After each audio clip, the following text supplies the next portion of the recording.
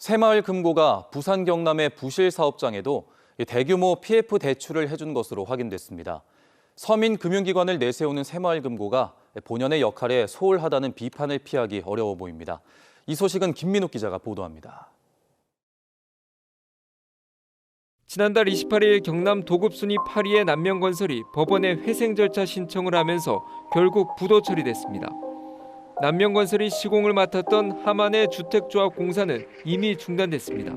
해당 주소지의 등기부 등본과 신탁 원부를 확인해봤습니다.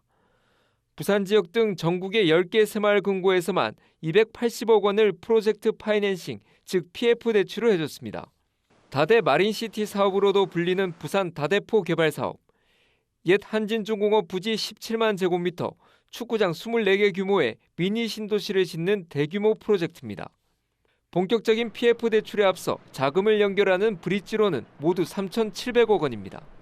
이 가운데 새마을금고 중앙회를 포함한 전국의 새마을금고 90곳에서 2천억 원의 대출이 이뤄졌습니다.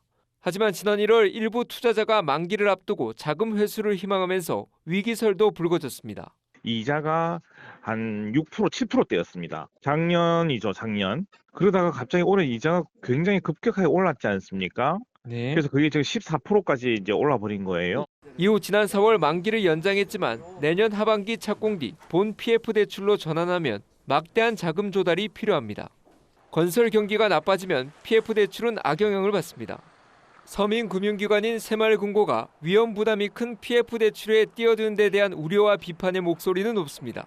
워낙 사업 규모가 크다 보니까 채권 회수를 못하게 되면은 결국은 새마을금고 자체의 자금 유동성에 문제가 생길 수가 있고, 새마을금고는 권역의 대출에 대해 금고 전체 대출 금액의 3분의 1 이하로 제한하는 안전장치가 있다고 설명했습니다.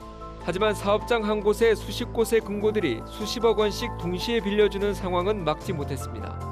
새마을금고 연체율은 지난 2021년 1.93%에서 지난 5월 6.19%까지 치솟은 상황.